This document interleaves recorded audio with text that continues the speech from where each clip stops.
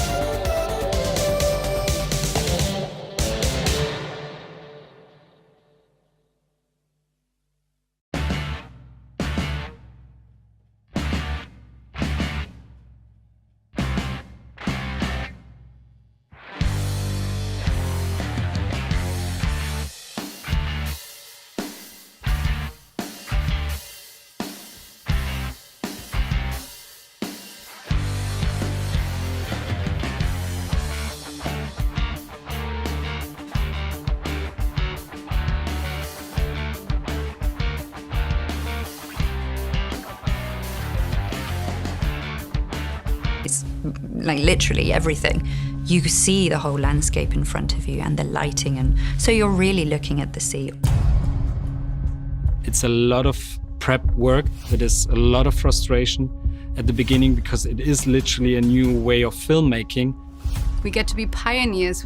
We get to work on things we have no idea about. I think it's going to be exciting to watch if the audience actually loves this new puzzle too, as they liked Dark, and if they will figure out what this show is actually really about.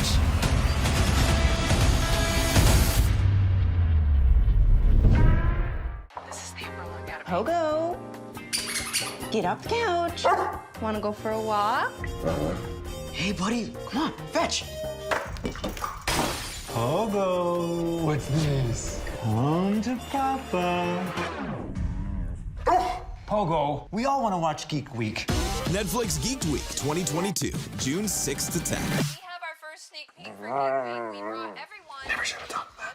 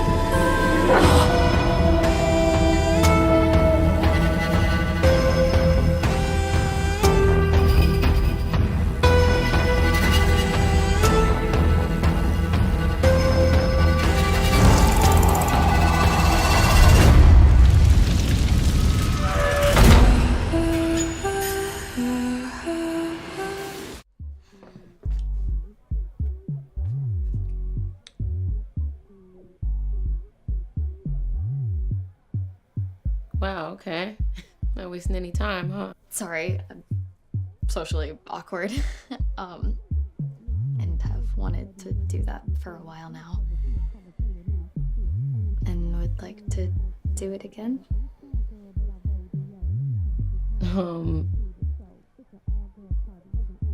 Okay.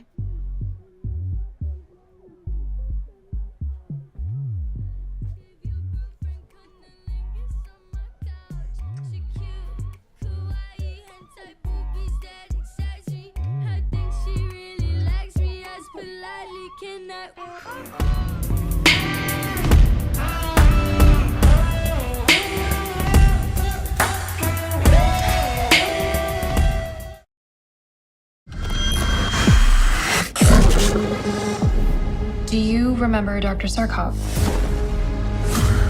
He experimented on all of us without our permission. You, me, Tilda. We all had adverse reactions. We're not even human anymore? Technically, no. Well, that's fucking great.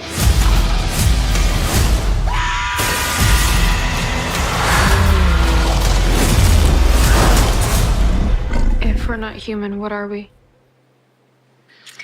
You're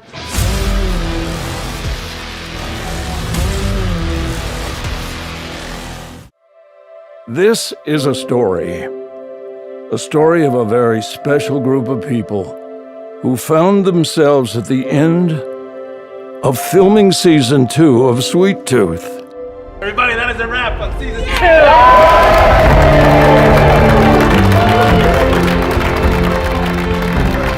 It's a wrap on season 2 of Sweet Tooth. That's a wrap. Yeah.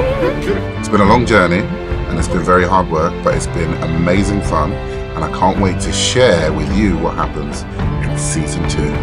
The stakes are higher, the battles are bigger, the mean guys are meaner. You're in for a treat. It's gonna be an amazing adventure. But this isn't the end of their story, and I can't wait to see what happens next. Not bad. past is always with us. Well, you can try and run away, but it's always there.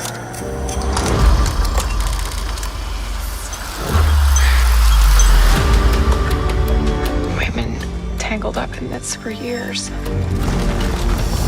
Who the hell are you? You're captain. And something more. This is our house. Those keys belong to us.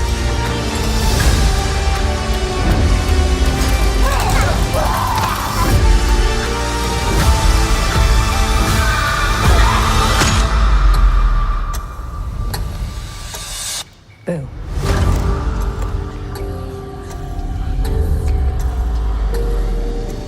Skål. Skål. Skål, Vikings. We heard that it was Geeked Week. Before we set off to battle towards our next season, We wanted to stop in and say thank you. Thank you so much. You helped us to become a top 10 series in 91 countries. Which my brain can't even comprehend. And we are so excited to be able to bring you. Not one, but 2 more seasons of Vikings Valhalla. As a thank you, we wanted to share with you some top secret info about the next season. Firstly, there's not going to be any fighting. No axes, no swords, no arrows. We're done with that. Secondly, no more romance. They said it wasn't clicking. And finally, pagans and the Christians will become the greatest of friends and there will be peace everywhere. No, all jokes aside, a Viking wouldn't come to Geeked Week without a gift. So we offer up the greatest gift of all. A video of us making complete and utter fools of ourselves. Please enjoy, for the first time ever, a glorious reel of Vikings Valhalla bloopers. Did they say action? They did say action, yes.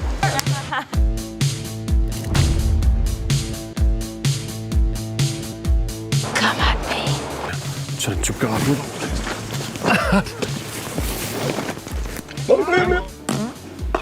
Fall back! You secure that? No. No. Let me do that again. Let me do that again. Let me do that again. But I believe I could be of service to you here in England, should you require... Should you... Would you like to start again? I'd love to start again. Let me do that again. Wrong line.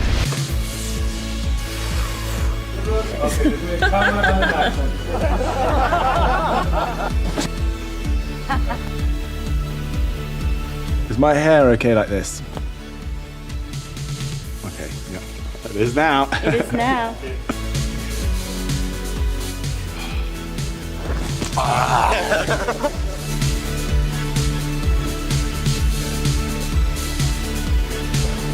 Just the bacon I slept through.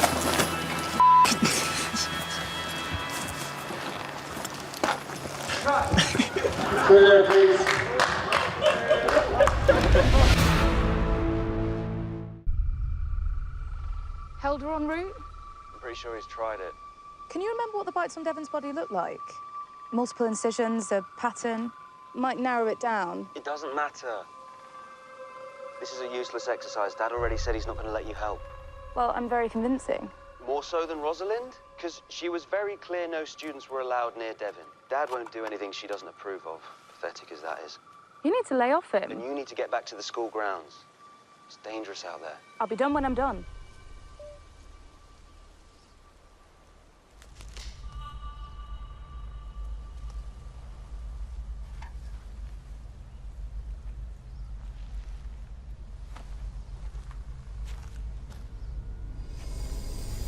Whoever you are, I'd come out very, very slowly.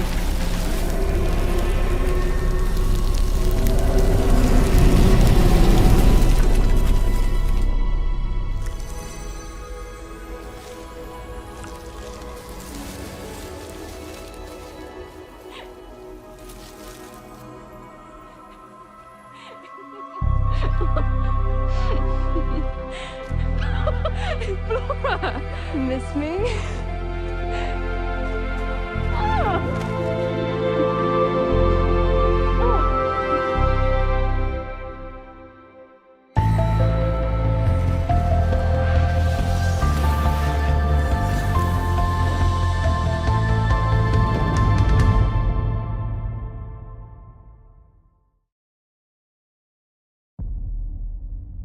くないか？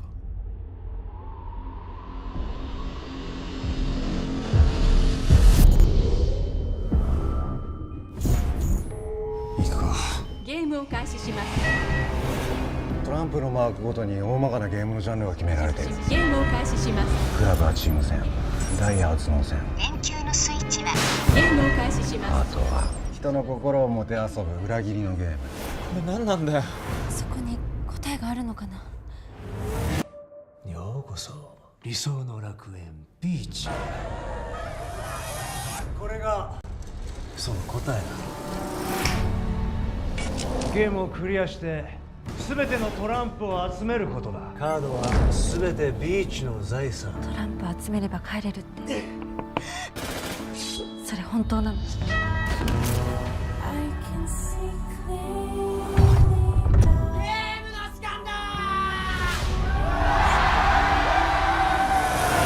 ゲームを開始します。必ず生き残った。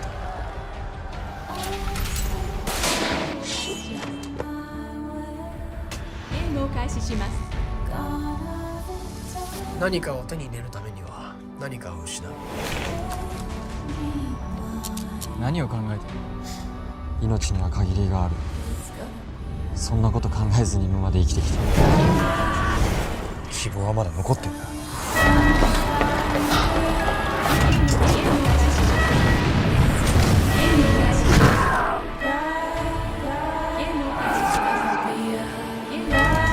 行きたい。俺たちはまだ生きてる。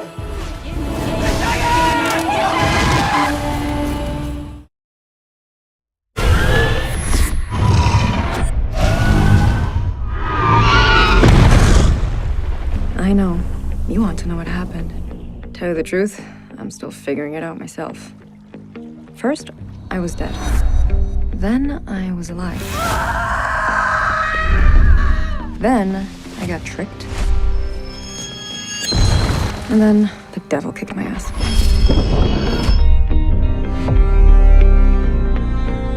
Still, there's 1,000 items left on my life to-do list. But you can't check them off if you're dead.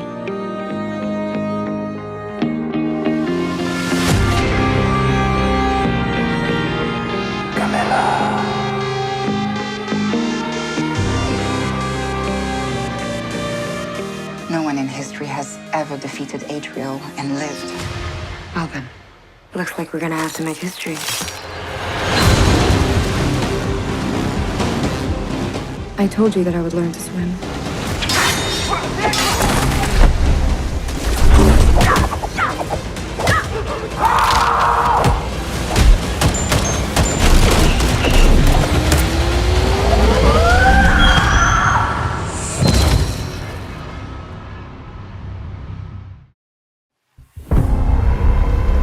I am Moira Franklin. Today is October 19th, 1899. Why do you think they're all here? They're all running away from something.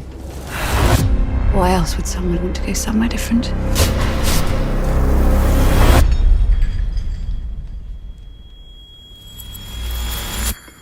Wake up. People are oblivious to reality. They only see what they want to see. And all they have to do is shift their perspective to see the full scope of things. Hello, Creatureverse. In honor of Netflix's Geeked Week, we thought we would share some exciting news with you. We've officially wrapped season 2 of Shadow and Bone, and we cannot wait for you to see what we've been up to. Really sad that it's over, but also very excited for you guys to see it. Well, we can't give too much away at this time. We wanted to answer a few questions to keep you guys guessing on what's to come. Love, power, heartbreak. Heartrending. Heart-pounding. Swashbuckling. Full of love. Bigger, bolder, and badder. Action-packed, epic, and crotastic. It's just gotta be #guilty. Guilty. Underestimated. Angry. Fierce. Traumatized, but also the best. Come on, it's not even a question. Come on. Jesper's skills with pistols, please. I'm gonna have to go with Tamar's axes. Sorry, Jesper. Come on, guys. That's a no-brainer. His axes all the way. Come on, you're speaking to a crow. Crow Club, all the way. I'm gonna say the Crow Club. Definitely the Crow Club. Drinking, gambling, sounds great. Year in Hellgate, all day long. I think I'd do all right in there, make a few friends. Across the photo for sure. You know, there's things you'll see in Hellgate that you can't unsee. True. It's Waffles. 100%. That's gonna be pancakes. Pancakes. A lovely vegan crepe. We are all so excited, and we cannot wait for you to see season 2. Happy Geeked Week, and we'll see you on the other side of the fold. That's a wrap! Want to stay in the know about your favorite Netflix shows and films? You'll find news, videos, interviews and more on Todoom, the official Netflix site to help find and fuel your fandom. Stranger Things, The Gray Man, The Umbrella Academy, and more. Make Geek Week last all year on netflix.com/Todoom. Hey, it's Josh. We're working hard here filming the final season of Manifest. There is a 2-part final season coming soon to Netflix. But in the meantime, here's a clip coming your way.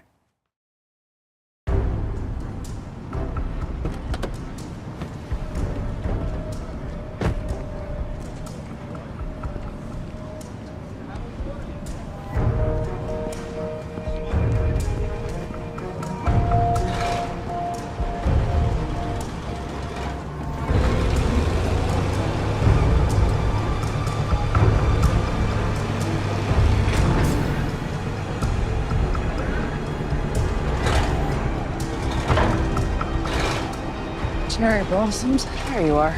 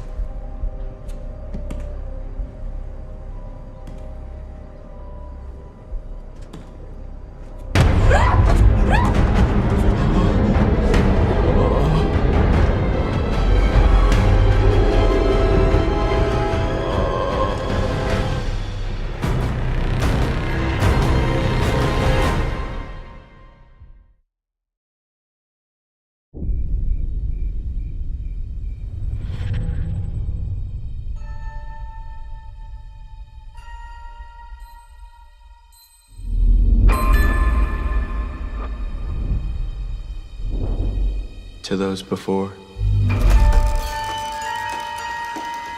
To those after. To us now. And to those beyond. Seen or unseen.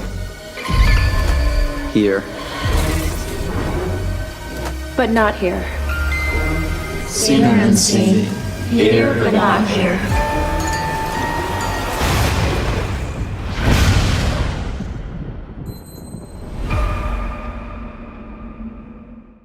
Here's Veggie Chef.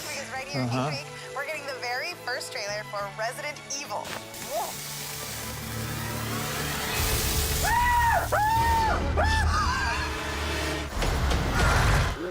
Netflix Geeked Week 2022, June 6th to 10th.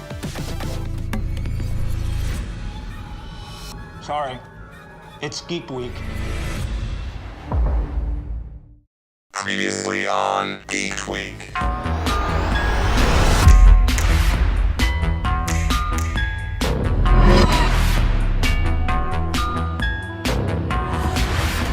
Here.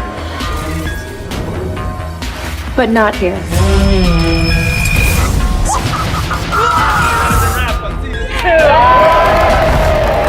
We've officially wrapped season 2 of Shadow and Bone, and we cannot wait for you to see what we've been up to.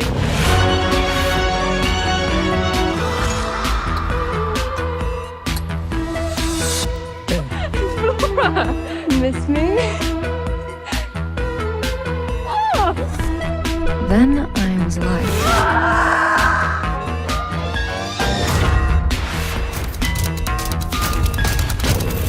Absorb her. Absorb her into your bosom.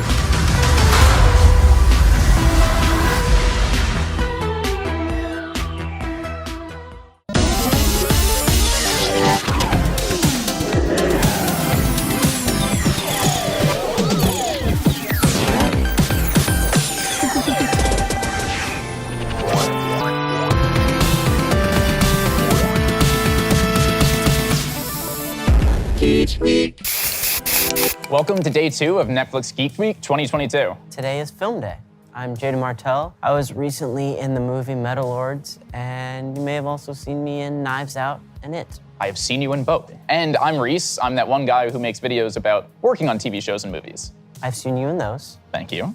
We've got a big day ahead of us, full of surprises, reveals, and even a dash of magic. Ooh. We'll get some sneak peeks, hear from some of our favorite actors and directors, plus share tons of first looks at some exciting new movies coming to Netflix. Like Day Shift, the vampire action movie with Jamie Foxx. I'm very excited for that one. Plus, Wendell Wild, the new stop-motion movie from Henry Selick and Jordan Peele. That's an all-star combo right there. Exactly. We're going to get a nice deep dive on 2 upcoming movies. The first is the action-packed The Gray Man. And the School for Good and Evil will be sitting down with their cast and creators later today. Cannot wait. But first, it's time for some reveals. Let's jump right in the deep end with The Sea Beast. Calling all kaiju fans and Loch Ness Monster conspiracy theorists. Are you ready to get geeked? I'm Carl Urban, and I've got a Geeked Week sneak peek at the trailer of our new movie, The Sea Beast. I voiced Jacob Holland, a great legendary sea monster hunter who braves unknown waters on an epic journey to find creatures so ferocious it'll make history. Where the map ends, our adventure begins. Don't miss The Sea Beast on Netflix, July 8th. It's kinda hard to miss. These sea beasts are pretty freaking huge. There was a time when sea beasts would ravage our shores, and no ship was safe on the sea. But those days are over. Today, valiant warriors battle the beasts far beyond the horizon.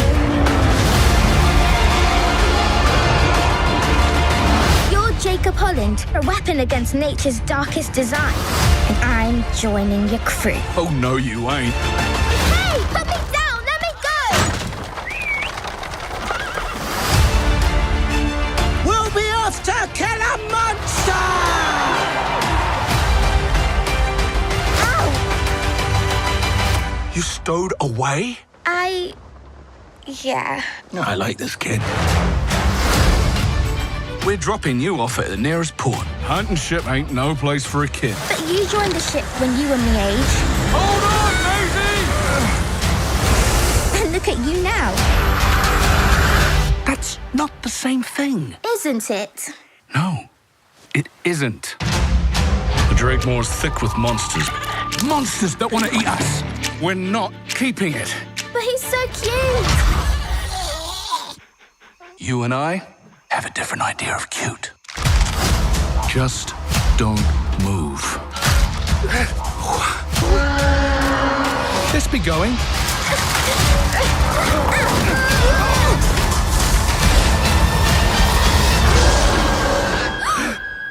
I see a fire in her. Same fire I saw in you. The monsters I can handle. We got it right where we want it. Wait, Jacob! That one. She'll be the death of me. I swore I would do everything in my power to keep people safe. You can be a hero and still be wrong. The ocean has sent us its worst, then we'll send it right back. Fire!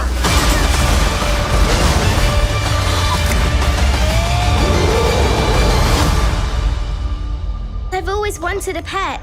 That's not a pet. But I already named it. Let me guess. Blue. Aww.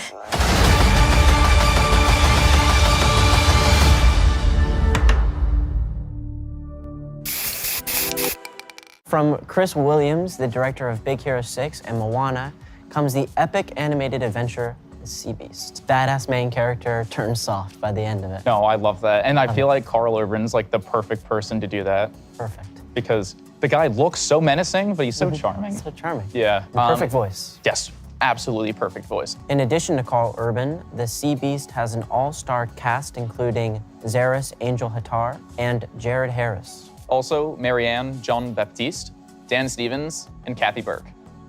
We have a never-before-seen poster from the film. Nice. Yeah, no, I love it. Fortunately, you won't have to wait long to hit the high seas with The Sea Beast. It drops on Netflix July 8th. That's so soon. Yeah. Our next film is an exciting new project from acclaimed Norwegian director Roar Uthaug. Let's check out an exclusive first look at Troll. Gjort av Jorunstein. Det snør rundt hjertet. Is til vei. Fra mørket kom det. Og lyset denne vei.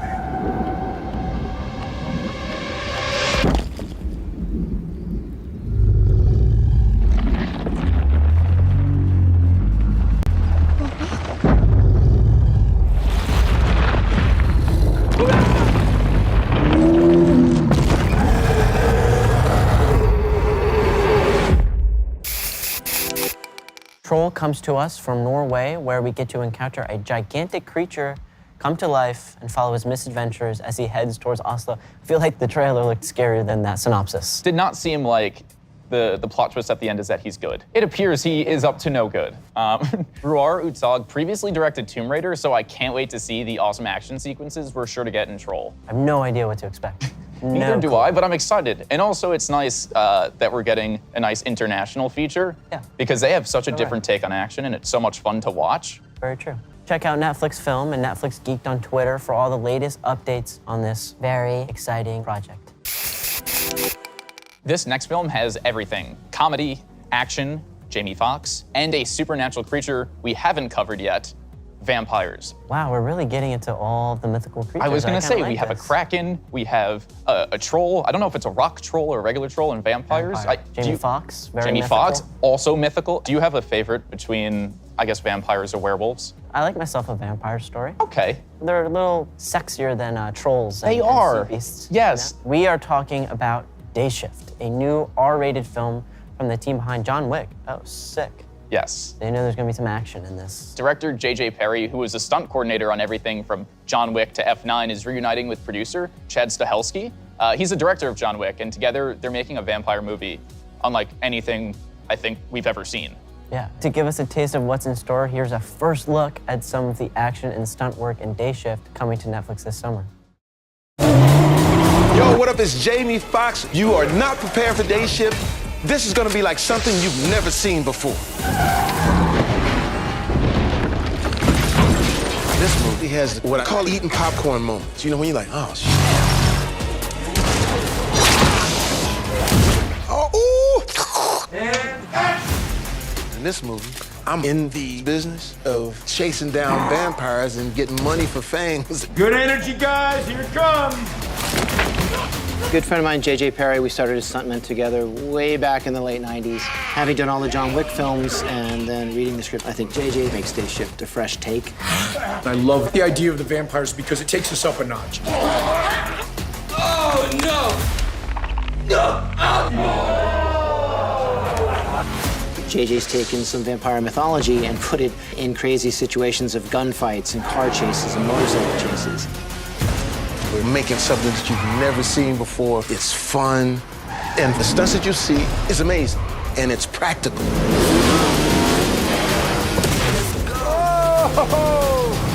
The way JJ uses all of his stunt women and men is brilliant. So I cannot wait for people to get a dose of this and find out how to kill vampires right here on Day Shift.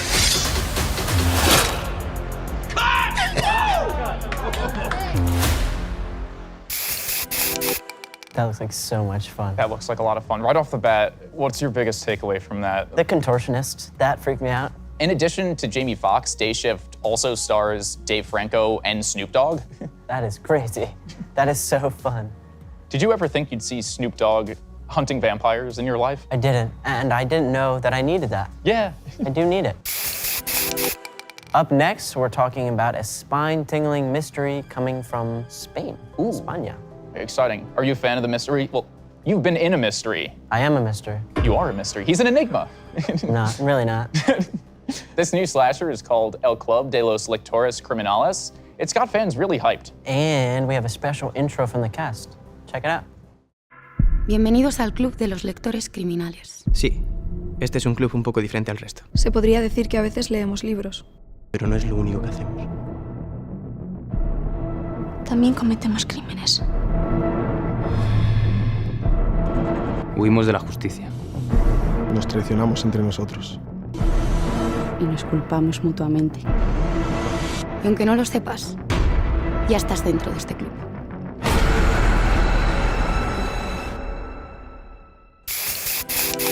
Oh, fucking crazy. Sorry. Are we allowed to curse? Yeah. Oh, cool. Oh, fucking yeah, Netflix. Too far. But yeah, no, that looks really cool. And I like that they don't really give anything away. They just kind of set that spooky mood. Setting the tone here. Yeah. They should have given us flashlights for this.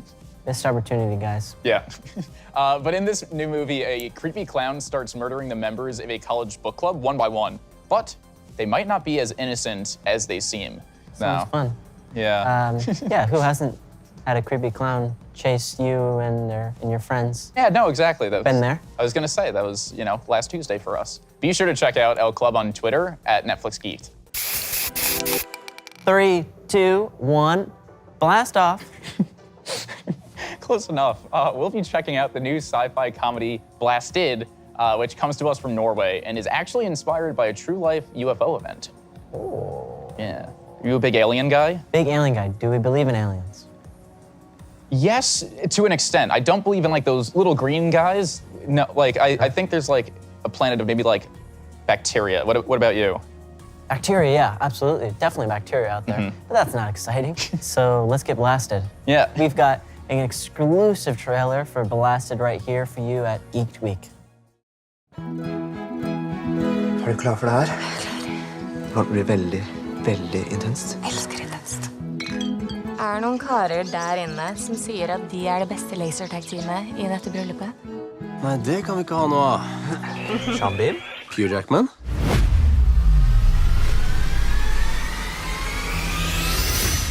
Audun, det må bli det beste utrykningslaget noensinne. Vi skal feste med en fyr, helt til han kjøper et abonnement. Jeg trenger Kasper har det gøy. Det går fint, vi må bare finne på noe gøy. Paintball, vi skal spille paintball.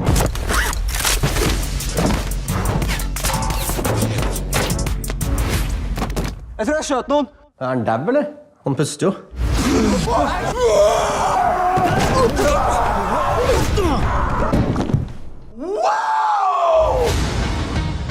Det er full av romversjon. Paintball på gull eller paintball? Nei. Hva er det? Det var jo, hva er det? Det må skrive jo ned. Ja, men det er akkurat det som skjedde. Jeg kan ikke si selv om dere fiskere. Å kjenne på at vi sitter i en politibil og skal skyte aliens med laserpistoler. Bilbelte på.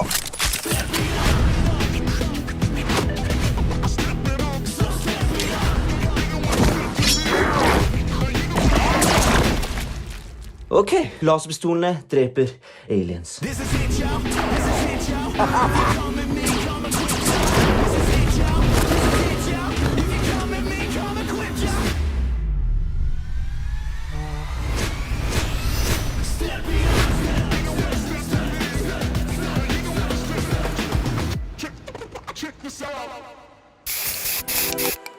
Blasted follows a career-obsessed workaholic, Sebastian, and a laser tag prodigy, Mikkel.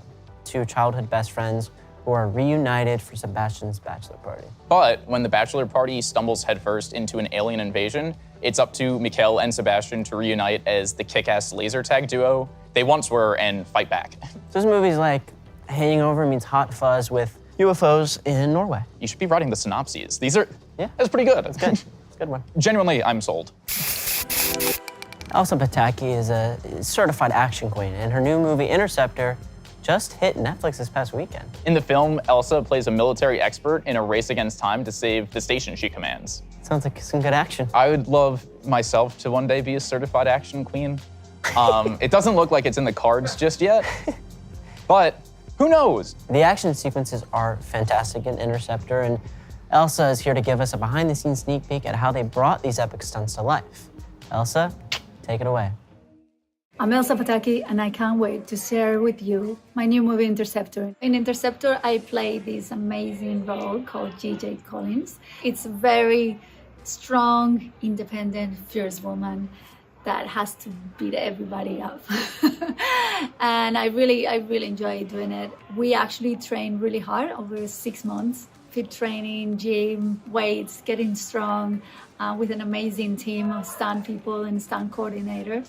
We get almost over 800 moves, seriously, of fights. Stay tuned as we take you behind the scenes.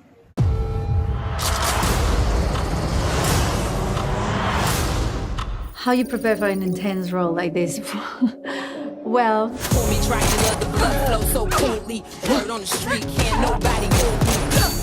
I always dreamed to do an action movie because I love to challenge myself. And when I read it, I was like, I'm in. It was everything you want in an action movie. Interceptor is a big action movie, but the whole story takes place in this high-tech room. We knew very early on that the film would live and die on the quality of its fights. That all depends on the actor, how much she can be taught, how much she can learn, how much she can process, and how much she can deliver it. Fortunately, our actor is Elsa Pataky. Elsa Pataky is awesomeness personified. She got into physical shape for the movie, and we're talking Linda Hamilton, Terminator 2 fit. She did months of fight preparation. She was with us every single day, and she would just keep asking for more. Jade is just relentless. She never gives up. Never gives up. Ain't nobody like me, but everybody like me. Pretty girl swag and my wrist stay icy. There's 6 major fight scenes with highly trained assassins, and Elsa is single-handedly kicking every single one of their asses. There's 800 beats of fight choreography to learn. One thing that's very different in this film from other action films is that it's a female lead. If you looked at the characters that she's fighting side by side, you would say she's well and truly outmatched. But we move very differently to men. Men carry a lot of weight in their upper body and in their shoulders, and we carry it in our hips. So she's quick, she's agile, she gets around and in between, and she uses everything at her disposal to gain the upper hand. She uses the environment in a creative way in every single fight scene.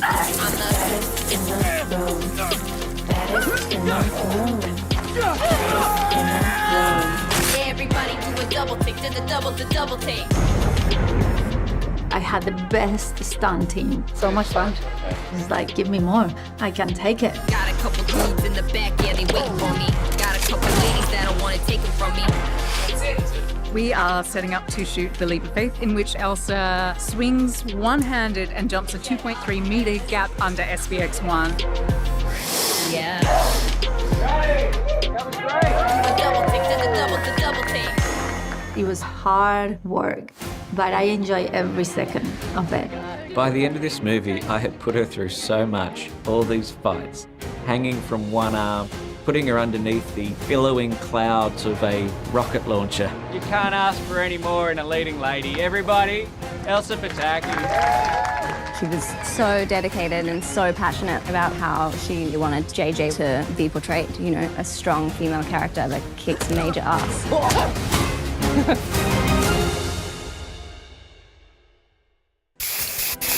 Badass. She was smiling through most of that. Yeah, what a beast. Interceptor also stars Luke Bracey and features a cameo from executive producer and Elsa's husband in real life, Chris Hemsworth. And I really just love to see him in things. We may be seeing Chris later in the show.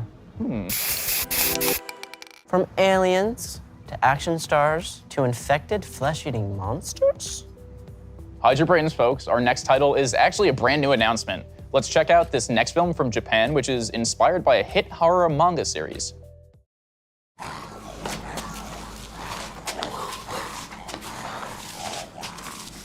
Hello, Geeked Week。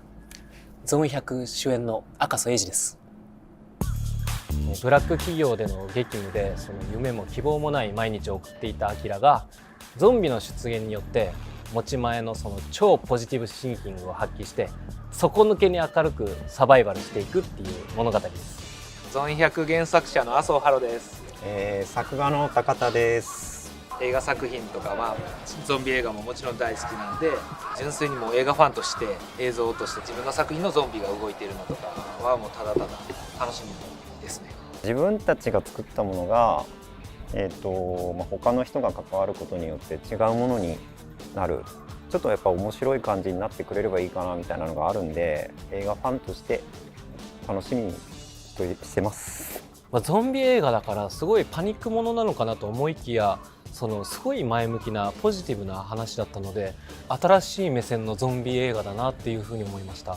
コメディとして書いてたんで、そのゾンビあるあるはとりあえず入れていこうと、入れれるだけ従来のゾンビものとして描いて、そこでアキラが従来のゾンビ映画に出てくるキャラクターとは違うことをするっていうところを見せたかったんで、やりたいことをやれるできる人がたくさんいた世の中の方が楽しいなと思って、なんかそういう人たちの背中を押したいなと思って、だからアキラみたいにみんなが寄り添えるようなキャラクターって一応考えてました。アキラはですね、本当にポジティブな男ですし、何事にもまっすぐで全力で、とてもキラキラしているキャラクターかなって思います。すごい楽しいです、日々。とにかく撮影を横から見せてもらって、演者さんたちも楽しそうにやってるし、非常にポップで明るい感じでできてると思いますんで、なんかその辺をみんなでワイワイ楽しんでいただければいいかなと思います。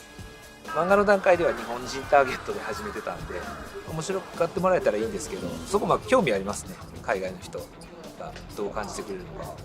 世界中のそのゾンビファンの皆さんにも楽しんでもらえると思います。で、またその笑って明るい気持ちになれるので、ゾンビが苦手っていう方も見ていただきたいです。僕が演じるアキラがどう前向きにサバイバルしていくか、ぜひお楽しみください。ゾンビ映画なのに笑える爽快感のある作品です。では。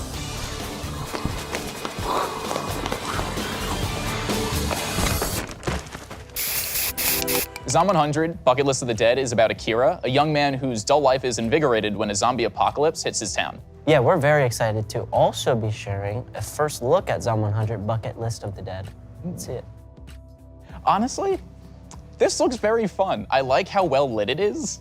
I feel like a lot of times zombie movies will try to go into night and like up that scare tactic, but this looks fun. He's on a bicycle.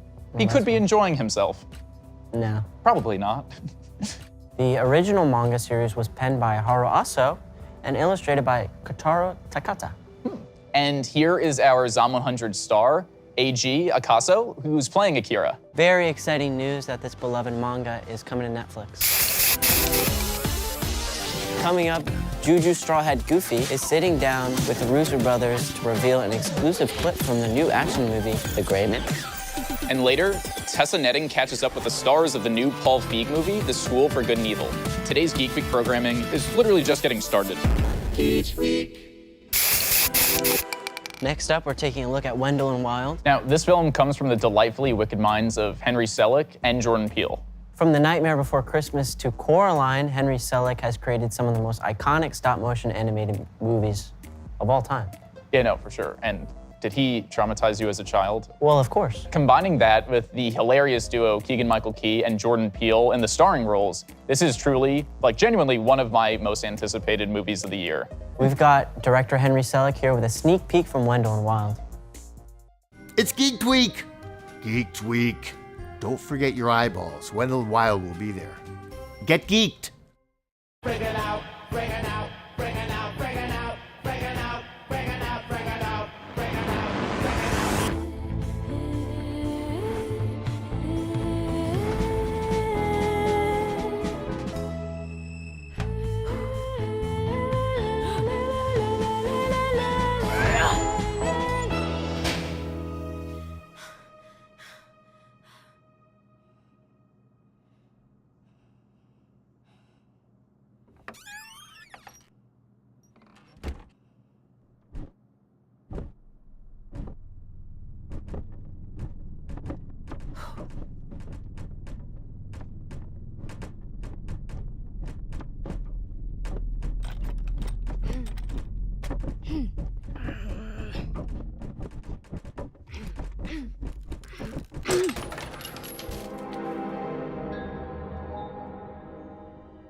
Beelzebub?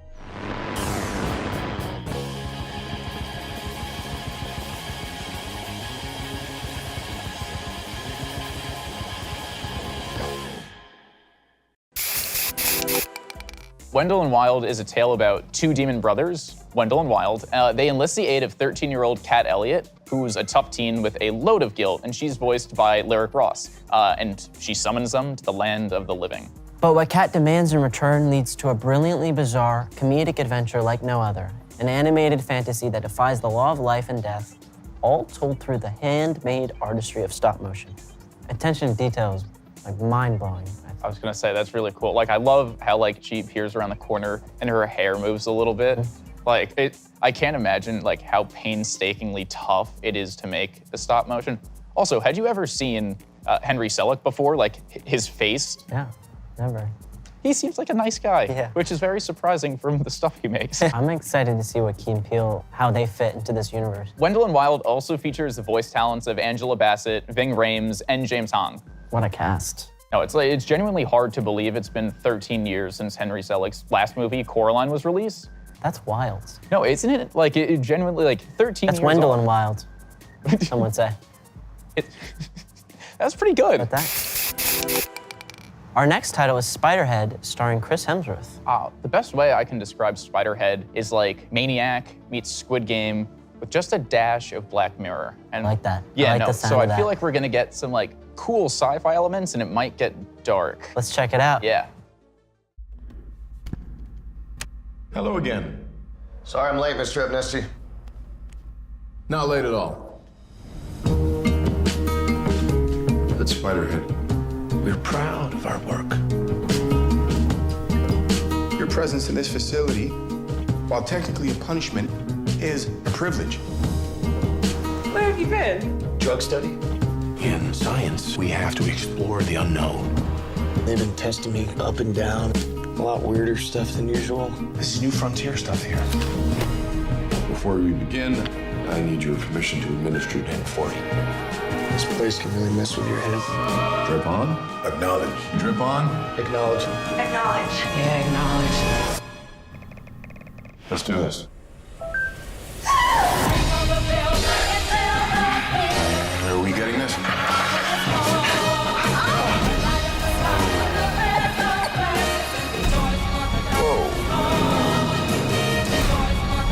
This doesn't feel right. Time to worry about crossing lines was a lot of lines ago. Our work will save lives. Not just one life, many lives. We're making the world a better place.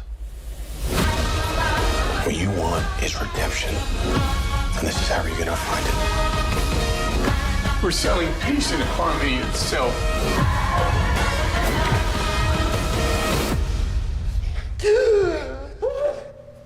Beautiful people get away with too much, and I say that having benefited myself from time to time.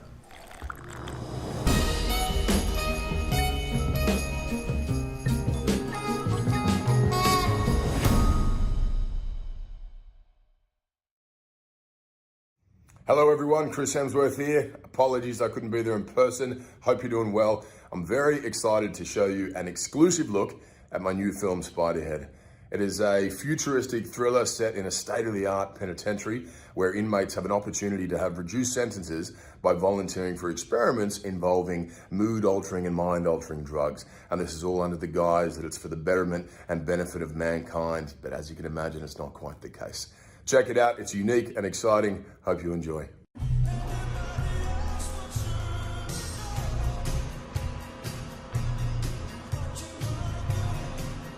Sorry I'm late, Mr. Amnesty. I'm gonna retire the day you call me Steve. Not late at all. Heather, on the other hand, the devil. Sorry.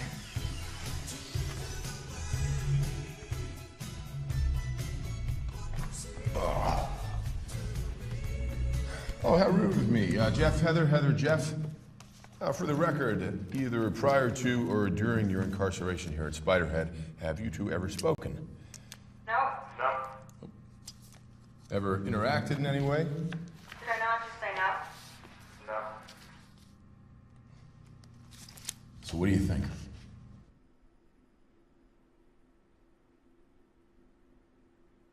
Who are you asking? I'm asking both of you. Let's start with Jeff. Yeah, she seems nice. You like that word, but no, I mean, how attractive is she? What, Steve, you can't see for yourself? Heather, can you shut up, please? I'm asking Jeff. Jeff, how's she looking? Scale of 1 to 10? Yeah, she's a 7.5. And Heather? He's all right. A 5 on a good day. Did you give her honesties? No, I would have to ask. You know that? I'm just kind of a bitch. Oh. Well, then I'd like to change my vote to an 8. Right, Jeff, Heather, can I have your permission to administer N40? Drip on? Acknowledge. Yeah. Heather? God, she's a pain in the ass. Acknowledge. Thank you.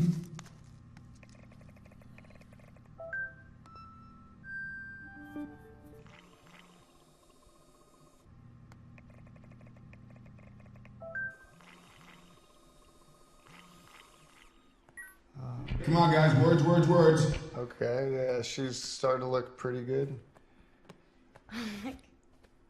Yeah, she's looking really, really good. Heather?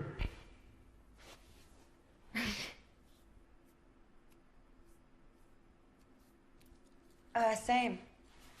Yeah. Okay, pump up the verbalists. Let's get them talking.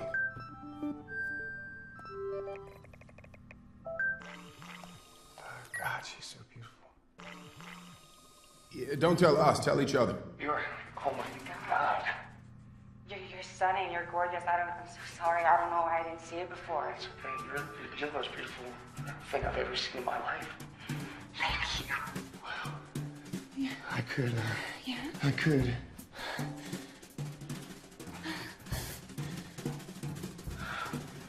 Good what, Jeff?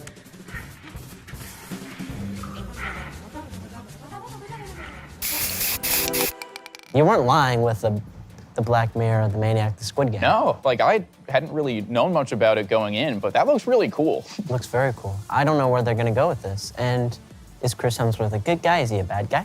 I don't know. I'd kind of like to see him be the bad guy. Yeah. Because I feel like he always plays like the good charming type. And it'd be kind of cool to see like that dark, like what are... Bad charming type. Yeah, like this little app thing. What are the ulterior motives? Joining him in this stacked cast are Miles Teller and Jurnee Smollett. And, well, you know, the soundtrack is beautiful. Yeah, the Doobie Brothers, wonderful touch. Whoever decided to put that in there, good job. Spiderhead is coming to Netflix on June 17th. Oh, that's really soon. Be sure to follow Netflix Film and Netflix Geeked on TikTok for all the updates. And that's it for today's Geeked programming. Whoa, wait a minute. Hold on, we're not done just yet. No? No, we couldn't let this year's Geek Week pass without an update from this special guest. Hey Geek Week, I'm Zack Snyder. And I'm Sofia Boutella. We're on the set of our big new movie, Rebel Moon. It's a giant space opera with visual effects. Sci-fi fantasy. Crazy action, right? Yeah, about a bunch of misfits that come together against all odds. You've been training hard. Yeah, for months now, and we just started shooting. And it's so far awesome. We have an amazing cast, exciting costumes and makeup, and characters that you won't believe you're looking at. Yeah, some aliens and all sorts of craziness. And really proud of the team that I have working. They're doing an incredible job. So really, for me, it's a dream come true. So thank you, Geek Geek. Oh, wait, before I go, keep your eyes peeled. There's gonna be a bunch of stuff we're gonna be dropping along the way. Content, maybe some videos, some stuff from on set. So keep your eyes up for that and enjoy. Thank you, Geek Week. Thank you, Geek Week. Well, that's exciting. I was gonna say, that looks really cool. He also is able to wrangle an amazing cast for like every movie he does somehow, which is like kudos to him. Right, because he has that appeal.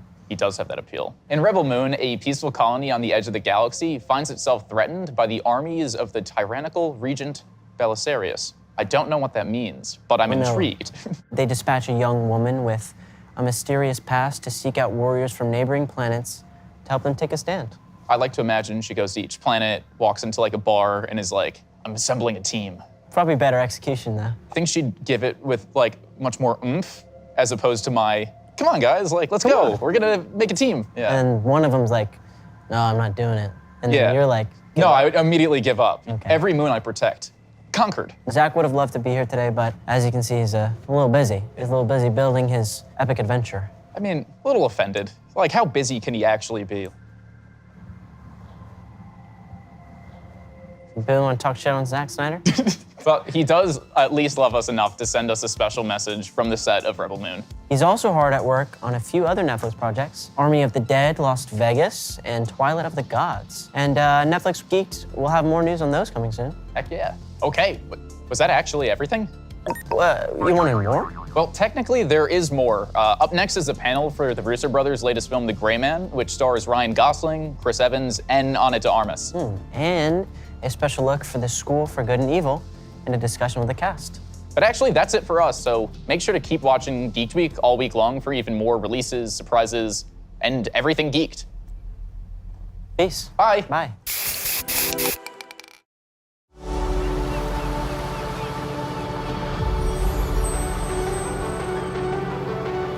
Tonight is movie night.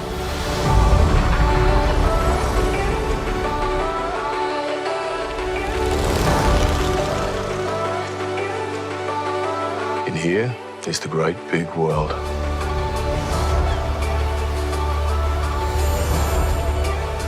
You can go places your dreams can't dream of. Or see things that give you nightmares. Nightmares.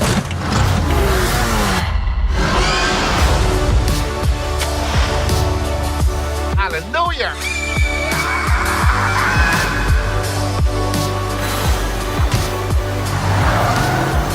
In here, you can make your escape.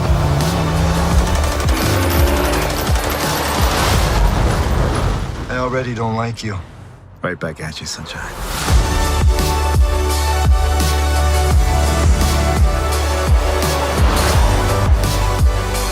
And here, mystery sparks extraordinary adventure. The real mystery is why everyone's talking to them. I thought that was my thing.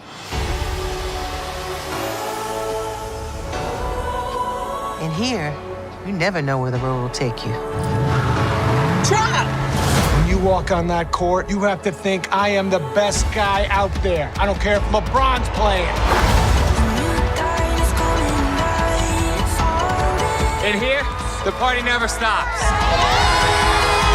False! That's false. I got something to do in the morning, so it kind of does.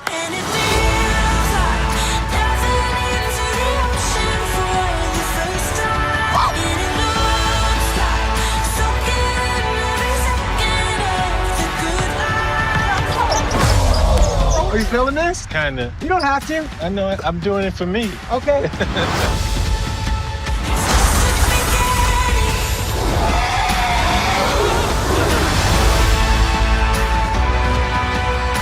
In here, you can make an incredible discovery. I feel like a kid again. Want to see something cool?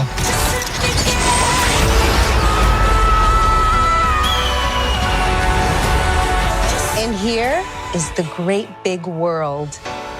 And every night is movie night.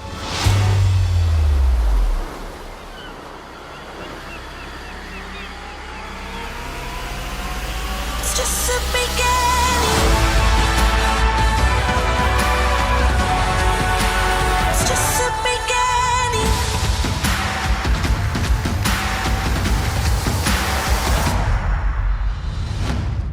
Here's Veggie Chef. We're getting the very first trailer for Resident Evil.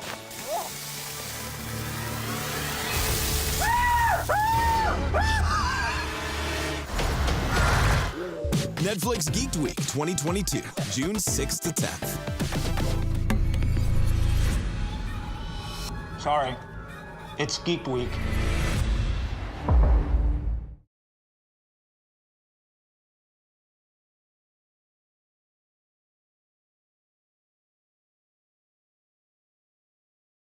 Mama, let's go. We're late. Do I have to? Your grandson's birthday only happens once a year. So does Geek Week.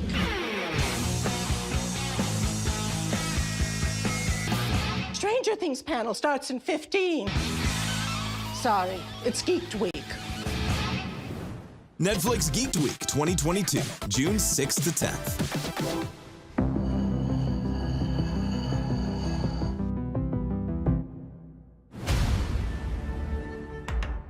What's up, Geeked Week? It's Juju, aka Straw Hat Goofy, your movie guy on TikTok, and if you follow me, you probably know it's no surprise that it's one of my dreams to be sitting down with the directors of the new Netflix blockbuster, The Gray Man.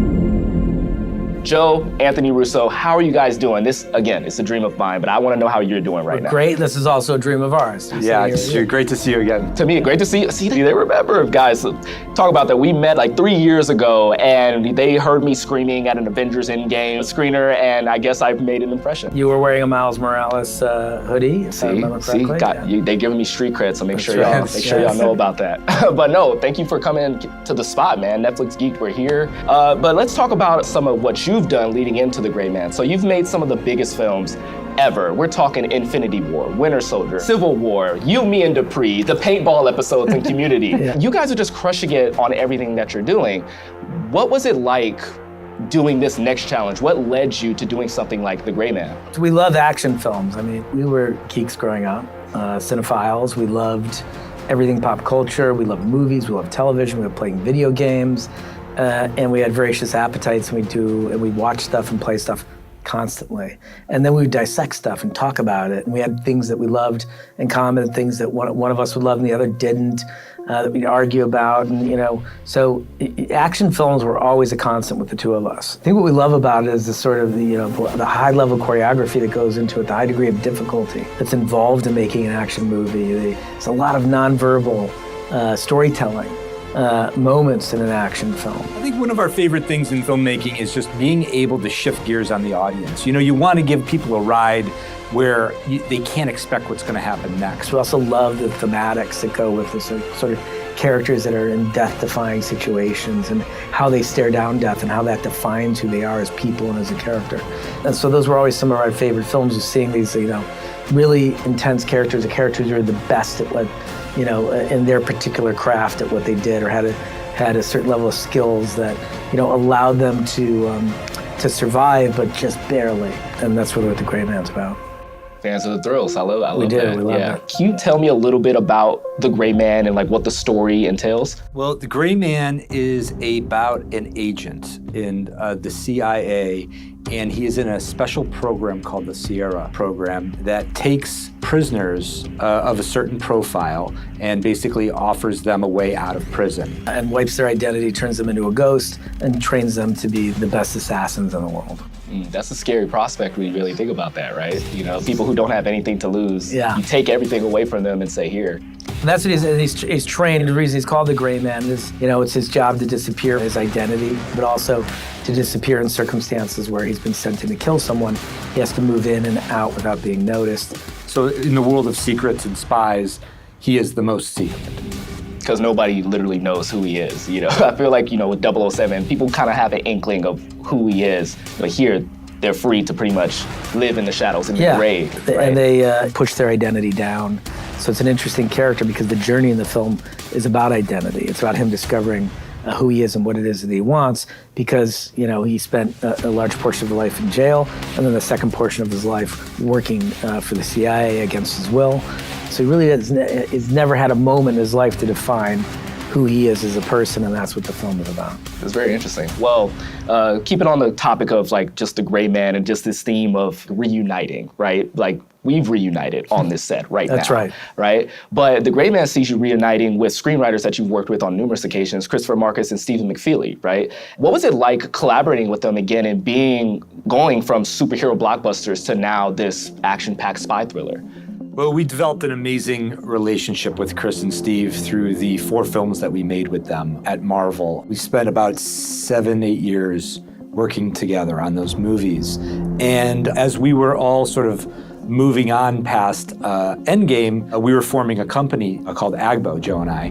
Fans of the TikTok. Yeah, we dabble. And then we asked them to be our partners in it. So we now have a company together where the four of us basically can work together and create original material, develop things that we're passionate about. So we have a very thick relationship with them, and our work with them on The Gray Man, I think, was just an extension of a great range of work and experiences that we have together. That's really cool. It's all about putting that team together, right? That's right. Collaboration is everything. I mean, especially when we're working at this scale, this level of ambition on projects that are this complicated. You know, Anthony and I like to work a lot.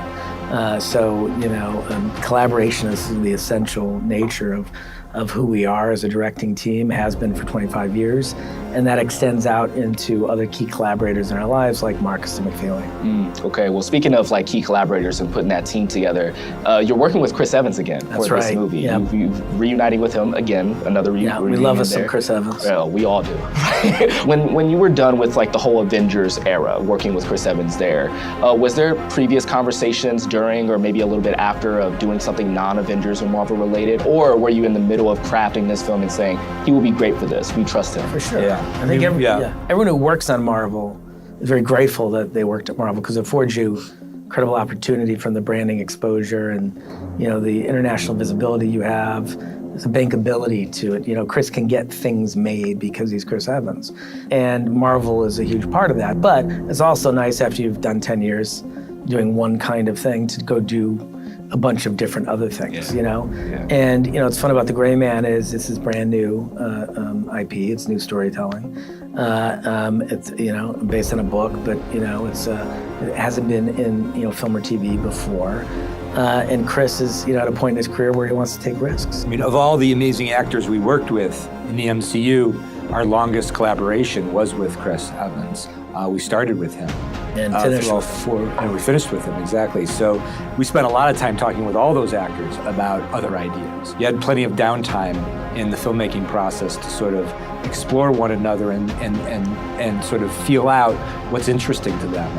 And certainly to be able to offer a role like this to Chris was a thrill for us because it's so far away from what he did as Captain America. Absolutely. And Chris is an amazing actor. He became very well known and iconic for his performance as Captain America, but he can do remarkable things as an actor in very different styles, very different tones, and you'll see that in this movie for sure. The range on that man is like insane and underrated, I will add too, because without question, I think he's a very technically gifted actor, and being technically sound allows you to take chances and gives you great range because you have the technique to prepare properly for that role. And he's very good at that. He's very disciplined and he's very hardworking. He's also got great instincts. He understands the camera, he understands how people are going to read what it is that he's doing. So he's self-aware, he almost has like a third eye that can see him performing, so he's really gifted that way. And I think that affords him the opportunity to take these kinds of risks. That's awesome because Chris, I find and I will cite forever to this day that one of his greatest performances is him as Lucas Lee in Scott Pilgrim vs. the World. Yeah, that's right. A villain turn, which again, you guys kind of took his image as Captain America, very morally upright, very kind of like stern, and then you flipped him to being a villain here. It's so rare to find an actor of his caliber who is willing to play a villain and wants to play a villain on screen. It reminds us of Fonda in Once Upon a Time in the West, where he took this sort of all-American reputation and put it at risk by playing basically a child killer. Evans doing the same thing here. He's playing like a ferocious psychopath. Highly entertaining, very sarcastic, but does a lot of terrible things in the movie. That's risky. Yeah, very far from Captain America here, very far. So going from Chris, you landed on Ryan Gosling. Tell me a little bit more about what went into that choice of saying Ryan's our guy for that. The connection between the character and Ryan, Joe and I felt very early on, before we ever approached Ryan about it. Ryan is a master of minimalism and subtlety. He knows how to convey a very complex inner life by doing very little as an actor. It's remarkable, but he can be extremely charismatic at the same time while he's doing that.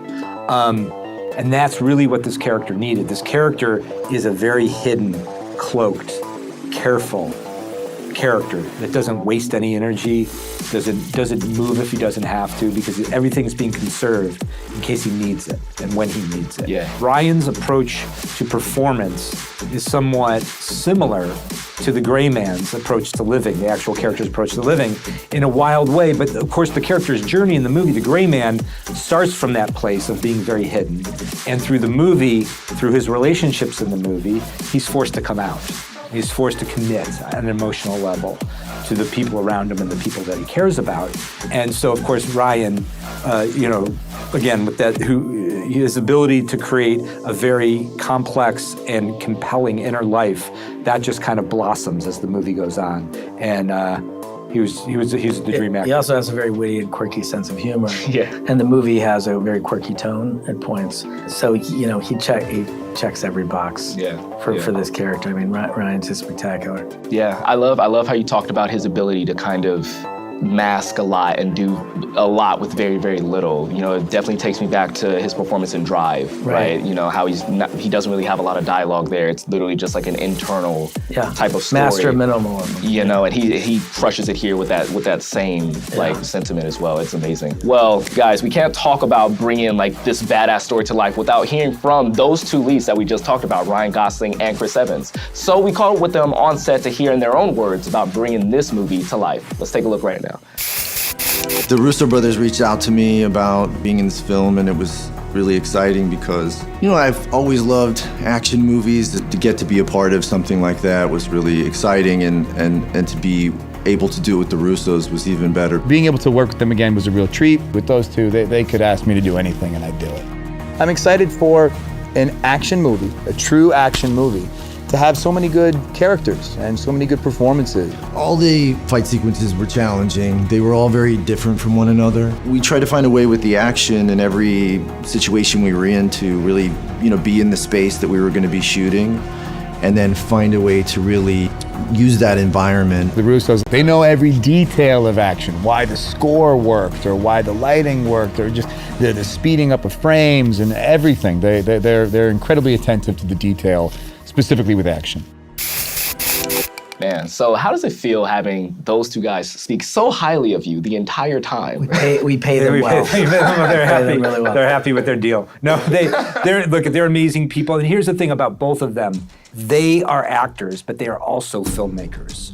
And I think that's why we connect so well, is because they are people who are paying attention to not only what they're doing as a performer on the set, but they're paying attention to what everybody else is doing and how they relate to them as a collaborator on the set. And that's the dream kind of actor. We love working with that kind of actor who is as conscious of the people around them as they are of themselves. Yeah. And it's fun to see how much they're observing and how much they're sort of following in our process. But I can tell you, Joe and I feel that on set working with them. Yeah. A lot of similarities in the way that we work. Anth and I, because we're a duo, we have to talk out everything. So when we get to set, our process is really disciplined, very prescribed, focused. We are available to improv, but that's because we're so prepared. So we're okay throwing out part of the plan because we know we can always fall back on it if we need to. And both those actors are very similar to us, where they're thorough, they're prepared, they're very sound technical training, and we all like to work the same way. So we all had a great experience together. That's really cool. And again, I think that goes back to what you were saying, like that team of collaboration and just everyone having that spirit of wanting to create something cool, something awesome, something good. And it's really great to hear that those two have that same kind of like mindset that you two have, which is like pretty awesome. I want to get a little bit further into specific things that you've collaborated on. So you've described this film as 9 set pieces, which is insane. It's because nuts. I feel like other movies It have almost like killed us. Yeah. Probably literally, Yeah. because there's so many things going on. We talked about it right before the camera started rolling. But can you describe exactly what you meant by the 9 action set pieces, describing it as 9 set pieces? Yeah, I mean, this movie, what was so compelling about the book is that there's the conceit at the heart of the film is a character on the run. And Lloyd is this sort of, this very savvy hunter of men. And Sierra Six, who's played by Ryan's character, is impossible to catch. That's really the exercise of the film. And for us, it was, we love action, so we're like, how can we push it to to its limits? How can we create something incredibly propulsive for the audience and, you know, highly watchable? I mean, there's just why something like Everything Everywhere All at Once works, why that level of absurdism works, is because it's married to genre, right? In your brain, why genre works for you is your brain can track genre, it has an understanding of it. There's certain rules that exist within it that then allow for that absurdism to be married to in a way that creates a very satisfying experience that's compulsively watchable. We're doing the same thing here where we're playing with tones. You know, there's a level of quirkiness to this movie that is unique for action films, but there's also an intense amount of action. We're smashing those things together and trying to create a, you know, a highly enjoyable, very, you know, compulsively watchable experience for the audience. It's because it's what we like, you know, and so I think, you know, hopefully it's going to be, you know, feel like a throwback action film in a lot of ways for people. I can tell the geekiness of how you described this. Like, I can tell there's so much inspiration from films past that like really informed like the action set pieces here and everything like that. You also did that with Winter Soldier, throwing it back to the 70s spy thrillers of the past as well. But you filmed so many action scenes over the years with Chris, obviously, so he's kind of indoctrinated into your style of action filming.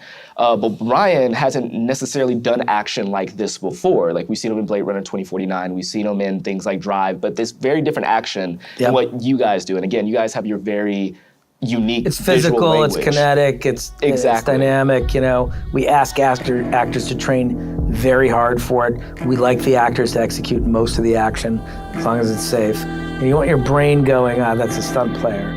So we do push them very hard. And Ryan took to it like a fish to water. He really worked his ass off.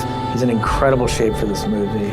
I think the best shape of his life, and he understood that, you know, what it is that you do with your body in an action film informs in a lot of ways who you are as a character. Yeah, that's what Anthony and I like about it. There's almost it's like a cave painting in a lot of ways, right? Like it's demonstrative in the way that it communicates to an audience, the action genre. So, and I think he really understood that. And he painted a portrait of a character physically that had been in prison and who understood, you know, that his only value in prison would be working out. Right. And then took that, and it's the only way he's going to survive, and then carry that forward into being an agent. And so his body's scar covered and he's chiseled. It affects the size of his neck. There's lots of little subtle things that it did to give his performance this quality of like an ex-con. Right. You don't want to have, you know, all the show and no go, right? That's like right. He has the show. Right. And as we're about to see in a little bit, he has a plenty of go. Plenty of go. You guys brought an exclusive clip with you guys from Sandman, right? Can you get the people excited about what they're about to see? Like, what exactly are we about to see right now? I think this is a real hype clip because this is a very special moment in the movie. This is Gosling versus Evans. It's the first time that those two characters meet, the unstoppable force and the immovable object crashing into each other. You know, the movie really is a mano a mano, and it's unique to get a film like this because it's hard to get a movie star to play a villain. And Evans, again, being at that point in his career and wanting to take risks, you now have these two enormous movie stars going head-to-head with each other. And this will give you a taste of what that's like. That's really cool. I'm excited to see that, to be honest. Let's take a look at it right now.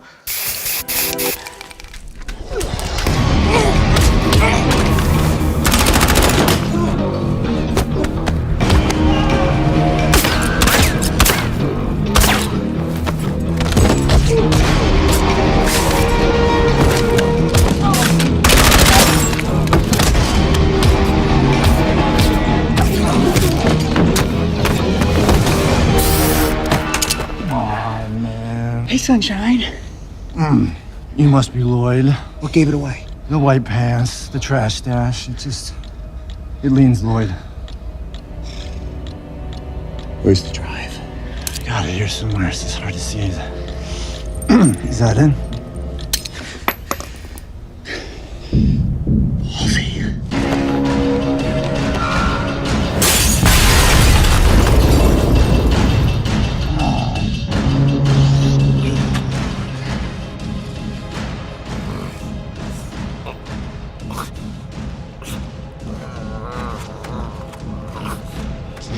Pepper spray.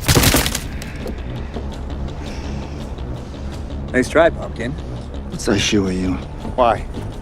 You want my foot in your ass? Ah! Shit! Mother.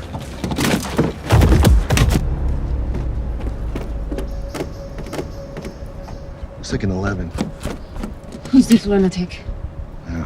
Lloyd. Let's go. I'm good. Let's go. It sounded like a question.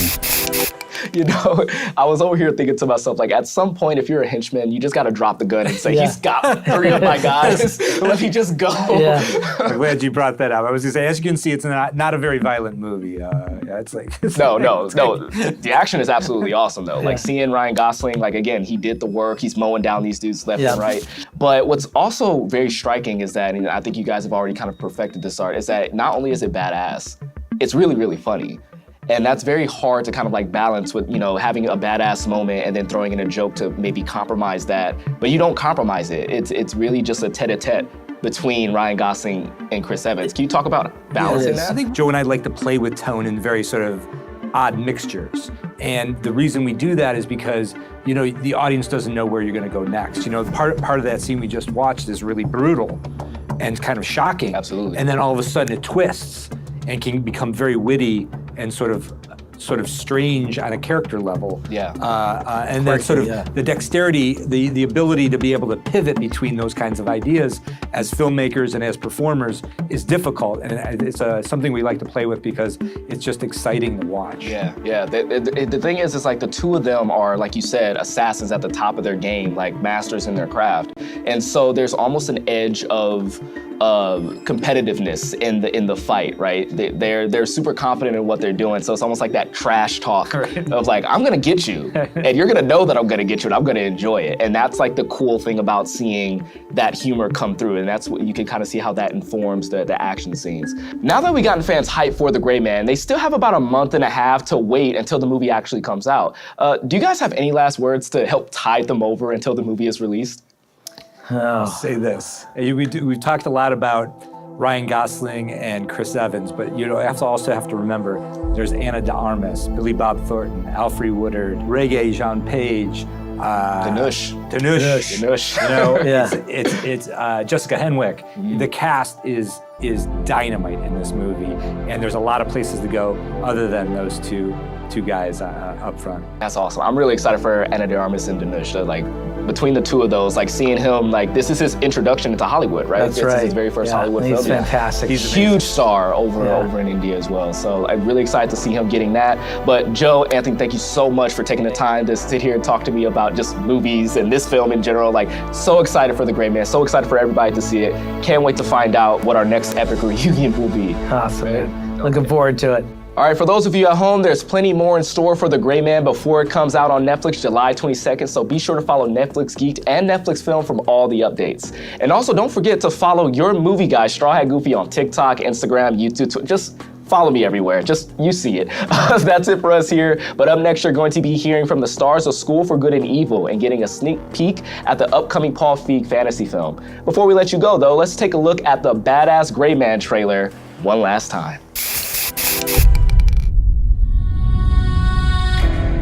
What do you know about the Sierra program? Reckless mystery men you guys send in when you can't officially send anyone else. The Gray Man. Lloyd. I got an urgent locate and destroy. That could be fun. The man's got some street cred.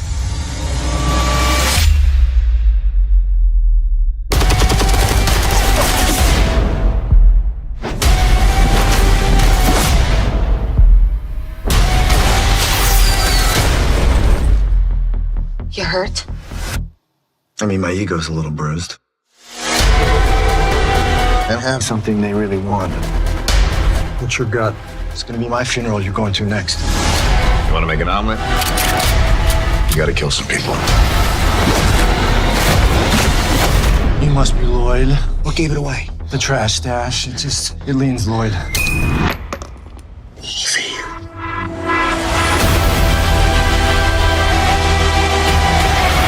I'm about to put a hit so big on your boy's head that even his most loyal allies won't hesitate to drop a dime. Every grade A wet team from here to Reykjavik vying for the prestige of killing the infamous Sierra Six. I can kill anybody.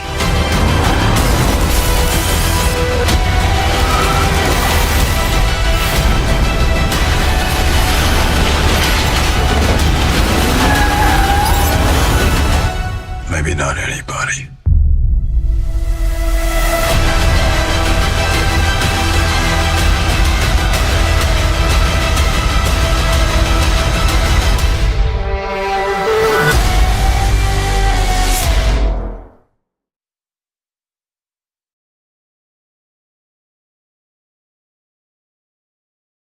Action can be sort of a dangerous endeavor. We all want to push the envelope. We all want to try things that haven't been done before. The way that we work on action is a layered process because we use action to advance story and character.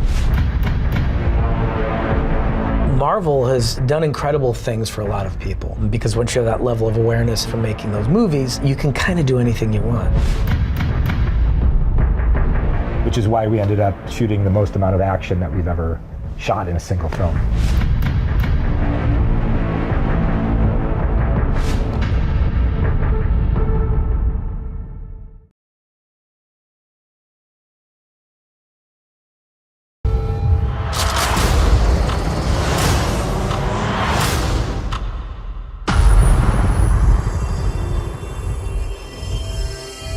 Navy runs the boat. Army handles the missiles.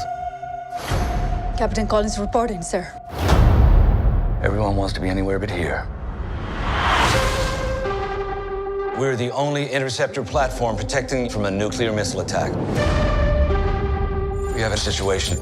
Unauthorized missile removal. What the hell's going on up there? We are under attack! You up for this? Don't worry about me, sir. Interceptor, what is your status? 7 terrorists seized our vessel, and they tried to take the command center. I have contained or killed everyone else on this vessel.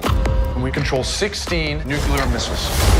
I need to disable your command center, so I will be getting into that room. You want this room? Come and get it. We don't have time to evacuate cities. Hold that room. Did you just stab that dude in the eye with your gun? I'm the one in charge. You want to get out of here alive. Not going so well for you, is it? You planned for every possible outcome, but you couldn't plan for me.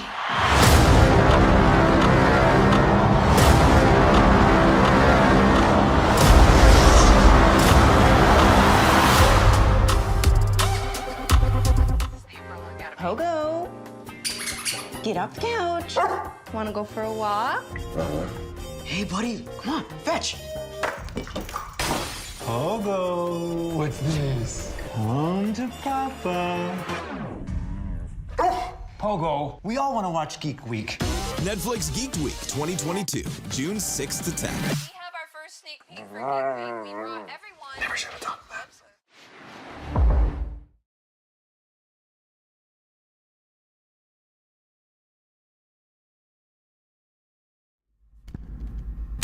Hello again. Sorry I'm late, Mr. Amnesty. Not late at all. That's Spiderhead. We're proud of our work. Your presence in this facility, while technically a punishment, is a privilege. Where have you been? Drug study? In science, we have to explore the unknown. They've been testing me up and down. A lot weirder stuff than usual. This is new frontier stuff here. Before we begin, I need your permission to administer 1040. This place can really mess with your head. Drip on. Acknowledge. Drip on. Acknowledge. Acknowledge. Yeah, acknowledge. Let's do this. Are we getting this?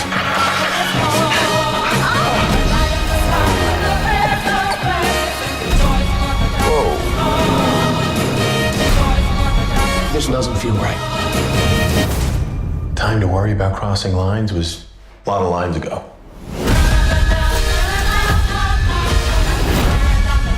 work will save lives. Not just one life, many lives. We're making the world a better place. What you want is redemption. And this is how you're gonna find it. We're selling peace and harmony itself.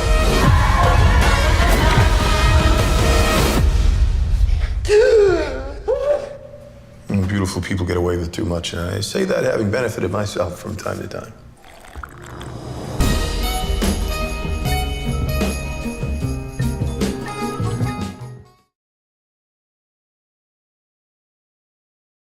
What's up, Geeked Week? My name is Tessa Netting, and I am so excited to bring you some updates around one of the Netflix movies that I cannot wait to see this year. The School for Good and Evil. Pause for dramatic effect. Today we're gonna have some never-before-seen sneak peeks from this new fantastical film from director Paul Feig coming up for you real soon. But first, I am so excited to be sitting down with the two stars of The School for Good and Evil, Sophia Wiley, who plays Agatha, and Sophia Ann Caruso, who plays Sophie. Hi, guys. Hey. Are you guys so excited? Yeah, I'm so excited. I can't stop smiling. I'm literally like on top of the world right Unlike Agatha. Agatha's not a smiler. Yeah. When was the last time you saw each other? Like, was it when you wrapped filming? Yeah, because I'm from Arizona and then she's from New York, so we're never in the same place whenever we're not filming. So now you guys are back together. Yes, Reunion. So nice. So for the uninitiated, for the ones that aren't fans yet, how would you describe like The School for Good and Evil and your characters? Well, I play Agatha. She's very dry and kind of grumpy. And she's grown up in this village called Gavaldon, where she's basically been characterized as a witch. So she's an outcast, nobody likes her, she lives alone in a cemetery with her mom. Despite all of this and how she's treated, she still has such a loving and caring heart. And the person that she, I think, loves the most is her best friend, Sophie. Their friendship throughout the film is, I think, the most prominent part. It's so beautiful, and you can see that it perseveres past all of the chaos that ensues. Yeah, we think that Agatha is the witch, and we think that I am the good girl, and little do they know, some things go down. It gets a little rough, but when people ask me what it's about, I say it's about friendship and seeing eye to eye, seeing the good and the bad in each other and accepting it and loving each other. And it's about discovering both sides of yourself. It's not just about discovering that you're beautiful, as we have a lot of themes of that in the book. It's also about discovering that you're evil, you're kind of ugly, and it's kind of bad, but like, it's in everybody. Everybody's got a little bit of both, so it's the balance of those. And friendship, which we already have, so. It was pretty easy on screen to have it because we immediately connected. So fans got their first sneak peek at The School for Good and Evil earlier this year when we saw a bit of Agatha in action at Netflix Film's 2022 movie preview, and let me tell you, they lost their minds. What did that response mean to you, seeing their reaction and knowing that you are Agatha? I was so happy to see that the fans of the books were accepting of both myself and Sophia Ann as our characters, because I know how much fans of books care, because I am a book fan, and so when I see my favorite book being turned into a movie or a TV show, I want to know, who are these people going to be? They have my precious love in their hands, and it really is like a life or death situation, but I'm really glad that they're liking it so far. Oh, they are so excited. We put the call out actually to some fans for some questions, and the Netflix Geek community, they showed up. So first up from Lore889 on Twitter, they want to know, would you guys be an ever or a never? Yourselves. Oh, we 100% know this. We know the answer. Go ahead, why don't you? Okay, do you want to say mine and I'll say yours? Oh yeah, let's on the count of three? Yeah, okay, so I'm gonna say what Sophia Ann is and you say and what I'll say I what am. Wiley is, okay. Okay, 1, 2, 3, Good. Never. 100% princess over here. 100%. And you're not like a villain, but you just are like a baddie. Like you just walk into every room and you command it. I remember like that was something I noticed during our audition. I was like, oh gosh, I think she already booked the role. Like I had no clue whether we were both auditioning together or if I was just auditioning by myself and she had already booked it. You were so calm and collected, and you just knew that you had it because she is Sophie in the best way. You gotta walk into a room with that kind of confidence or nothing's gonna work out for you in this life. You gotta walk into a room like, I got this. Yeah, I think Sophie's kind of got that too. She's like, excuse me, this is my world. And your outfits reflect that perfectly. So I know, we weren't sure what we were gonna wear today. Come on, we said black and white, good and evil. Yep, good and evil. You guys nailed it, Yes. really. So Laura on Instagram wants to know, what was it like putting on those incredible costumes? Who's gonna talk about the corsets first? Honestly, I think you had the worst with the corsets. Every outfit was a corset. Best. It was the best. Yes, but there were days where both of us would be like, it was amazing. I loved it. Can't breathe. I liked it though. I was like, I need more. My poor dresser, her hands were hurting from having to pull the thing so tight. But that's very Sophie. She would have, it would be cinched to the gods. So, yeah. So it was. The costumes were amazing. I mean, really transforming, and it was such a collaborative process getting to help create them in a way. Really? Yeah, I've never really had a more collaborative costume design experience. So in pre-production, before we were even having fittings, I had a call with the costume designer and she showed me all these ideas. I was like, oh, well, you see, I've already started a Pinterest board. And she goes, I have a board, share it with me. So we shared our board and we had half of the same things pinned on our boards. So we text all the time and I'm always sending her new ideas. The costumes were so collaborative and Paul Feig wants to let you have your essence on everything. So the costumes scream our characters, but they also scream us as individuals.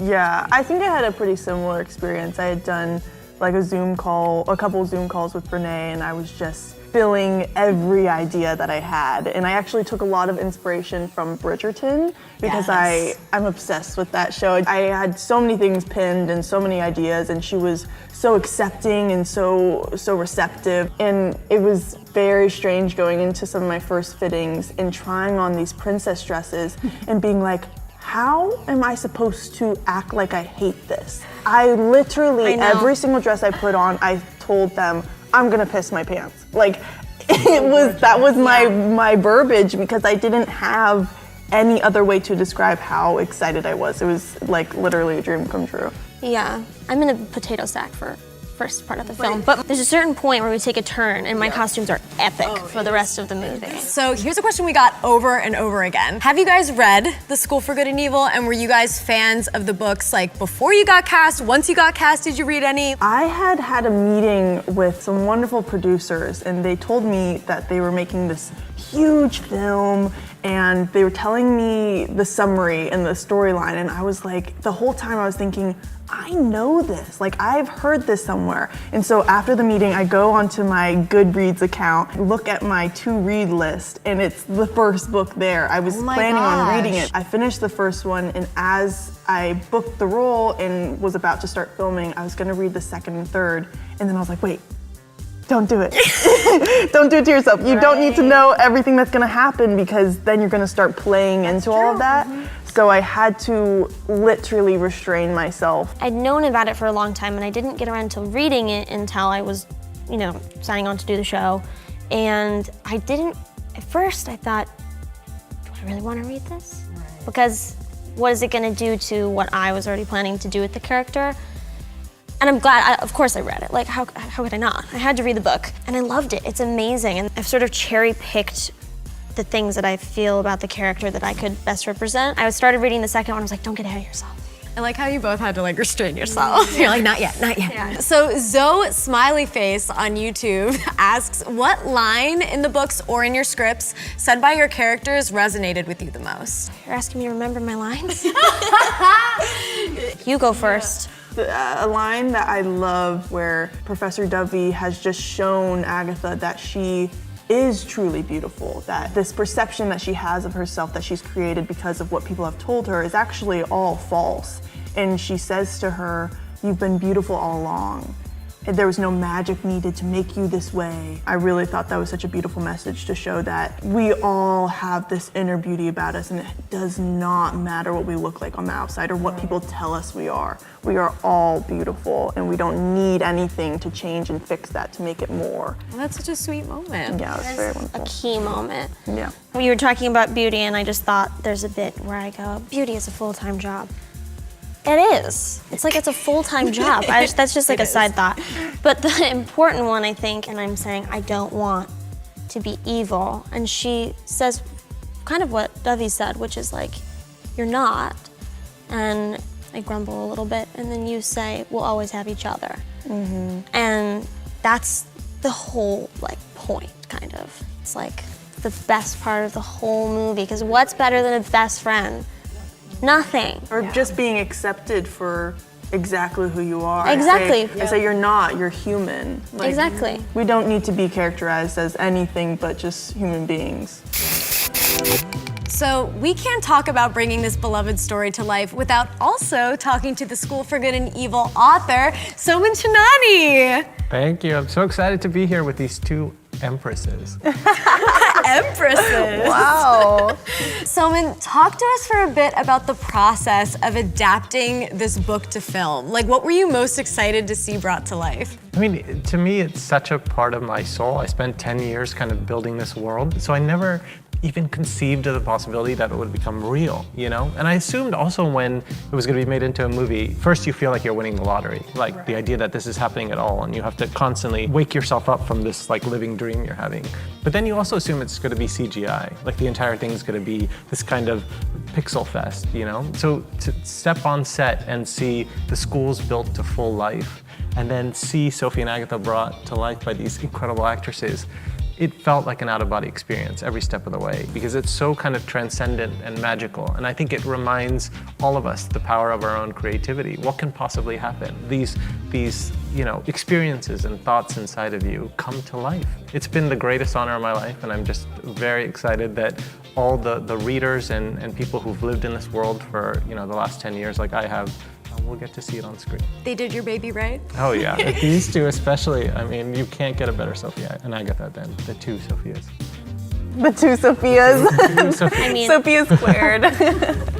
There are plenty of amazing magical schools in literature, and you know, I personally wish that I would have enrolled in some of them. What was your inspiration to make this story stand apart from the rest of those? I just have different energy. I feel like I wanted a magical school that felt like a Madonna concert. I wanted this kind of like high female energy that was like powering the school, because it's always about a boy. It's time to move on from that and bring forth a powerful, you know, female pair. When you think of fairy tales, you think princess and witch.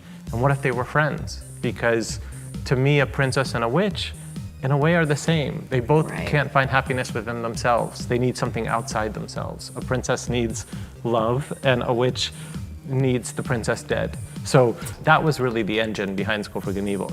That is amazing.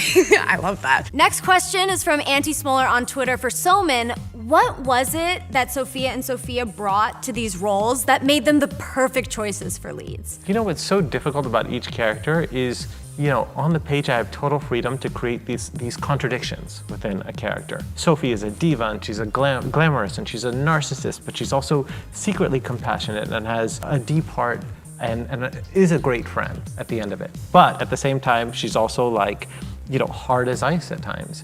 And to find somebody who could play all those aspects, because Sophie, in a lot of ways, is me. We've discussed this a lot.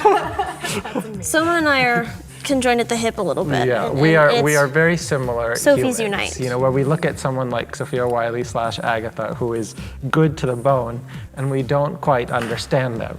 Yeah, we have had this conversation. I'm evil, guys. Secretly, deep down, I'm cool and evil. But can you say that without a smile? I'm evil. Oh God. You're smiling. I know, but With a little twinkle in your eye. Agatha was my conscience. You know, Agatha is what I know I should do. I think Agatha is everybody's conscience, you know? So Sophie was kind of, you know, behavior, and Agatha was the conscience. And so the difference between who you are and what you do, I think, is at the center of School for Good and Evil. And no one on earth can capture the kind of glow and humanity of Agatha like Sophia Wiley. I mean, they looked all over the world for Agatha because she's such a big kind of iconic character in children's literature now, and there was no one who could play her like Sophia, you know? It's true. At the same time, I remember being like, at the beginning, Agatha has to be grumpy and cynical and have that kind of slight evil energy at the beginning, and we were all like, but she pulls it off brilliantly. You guys both did a fake out. You really did. Their pairing is absolutely fantastic, and the friendship is so strong that it is really the pulsing heart of this movie. I mean, I gotta say, it is so powerful to see like two badass ladies at the center of such like an epic story like this. It is a dream. This next question comes from Melanie Sharpie Burgess on YouTube. What's your favorite scene in the book that you shot? I'm dying to know what your favorite is. You each had two different scenes that I was sort of looking forward to. One was the wish fish scene, I thought, because I don't know how you filmed that scene. No, me neither. But to do it outside with, you know, Kerry Washington as Professor Dovey, and the wish fish in the story are these, you know, fish in the animal communication class that can read your greatest wish. You put your finger in this kind of magical lake and they tell you what your soul wants. And Agatha's wish ultimately is very revealing. And so to see that brought to life with you and Carrie there was just, that was sort of this chills moment. Beautiful scene. Because that really came from the heart. So to see it on screen was a big deal. And then Sophie, the two moments, one is kind of the fashion parade. And writing that in the book was one of my favorite moments. You know, I think at some point she shows up in a chainmail bustier in the book, and my editor was at the time was like, "This cannot be in a children's book," and I'm like, "I'm not touching it." And so to see that kind of energy in all of your outfits, I thought was something amazing. And you play it so well. You know? That was fun. It's so iconic. I think I agree. My favorite scene was the whole wish fish and Stimp scene. There was a lot of things that were not there that I had to act with.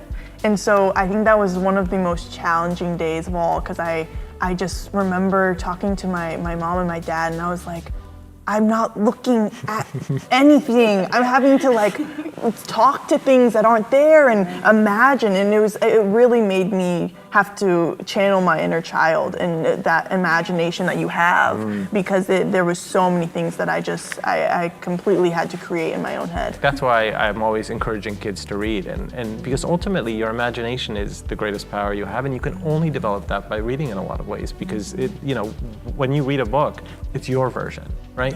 So everybody who's read The School for Good and Evil, there's millions of different versions out there, and every kid has their personal one, and when they come to see the movie, finally this is a version they can actually share with their friends and family, but they're still gonna have their own, Each of you have your own, I have my own, we all have our own version of a story, but a movie gives you an opportunity to sort of collectively come together and show it off. Here's the question for you guys, I think, is, so the reason I wanted it to be about a female friendship is I remember growing up and in middle school and high school, the way that two girls would almost form this kind of union that was unbreakable. They would always be together, sleepovers, they would go to the bathroom together, like they were just always together, like always together. And then, a boy or a third party would appear at some point and create the slightest crack in the foundation of the friendship. And then the question was whether the two girls could get back together again the way they were. And I felt like that was a story I'd seen over and over in real life. And so I was just curious, your own experiences in life and whether you've seen that sort of play out. Absolutely. I've had a lot of girlfriends, and it's difficult, and Sophia knows this, growing up in an industry like this. And it's hard actually to find like female friendships that are really genuine and lasting and solid, because it is this sort of like, there's a very competitive nature. So for me at least, there's been that, and it's always been difficult. And I think that Sophie has that competitive nature. And I think that Sophia Wiley, I think that we have the bond, is the point I'm getting at. And then I think we maybe can both relate to having this struggle of like third parties coming in, or whether that's frustration like jealousy, or whether that's a boy, or whatever it would be. It's always been difficult for me to have like lasting female friendships, but I think that at the end, Sophia and Agatha have that, and I think we as pals have that too. Yeah, I've seen that a lot as well in my life. Like, I always tell myself friendships last much longer than most relationships do. That's true. So I will always try my best to put my friends before any romantic feelings I may have for somebody in a moment. Always lean on your friends. Yes, always lean on your friends, because they really are there for you in ways that most people aren't. They know your heart and they accept you for who you are, and that union that you're talking about between two girls, it is really something so special. I think my best friend is my sister, and of course that's a bond stronger than just like friendship. We are blood. Literally everything I'm going through, she has gone through or is going through or is going to go through. Like, we know each other inside and out.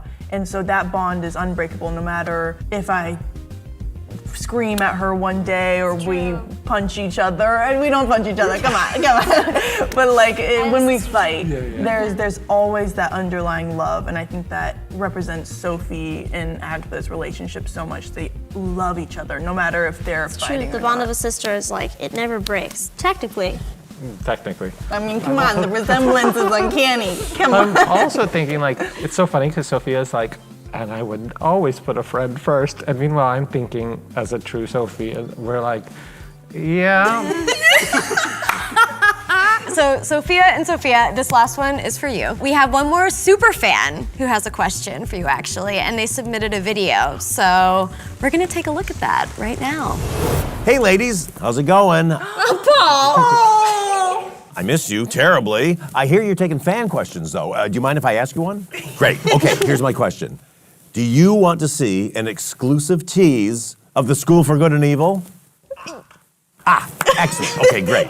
Well, then I would like to, without any further ado, introduce to the world the School for Good and Evil. Roll it. Did you ever wonder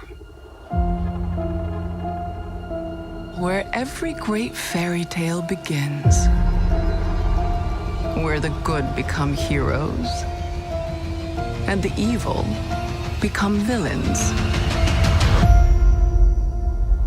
Welcome. We've been expecting you.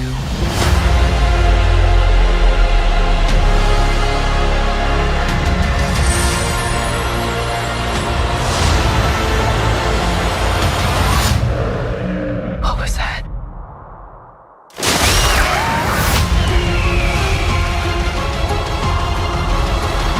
This is it! This is real!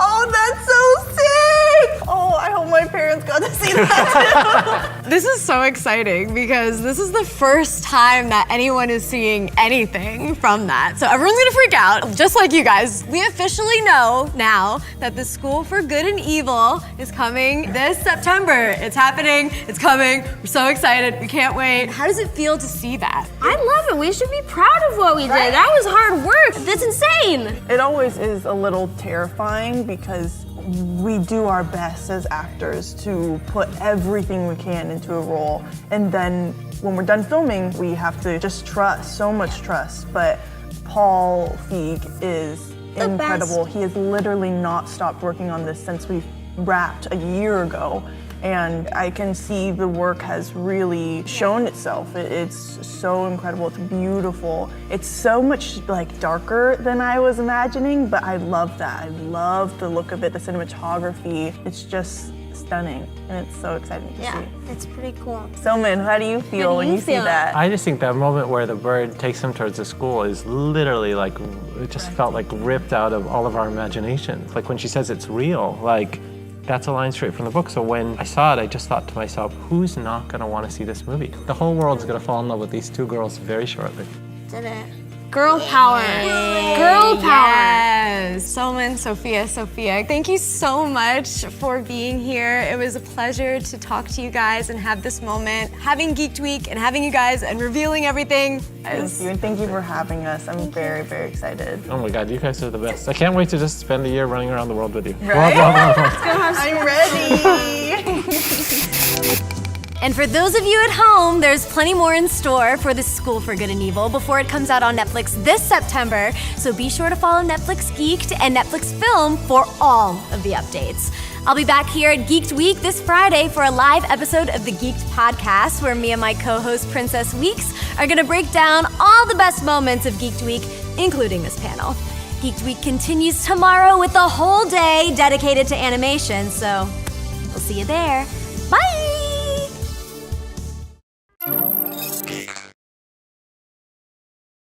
Want to stay in the know about your favorite Netflix shows and films? You'll find news, videos, interviews, and more on Todoom, the official Netflix site to help find and fuel your fandom. Stranger Things, The Gray Man, The Umbrella Academy, and more. Make Geek Week last all year on netflix.com/Todoom.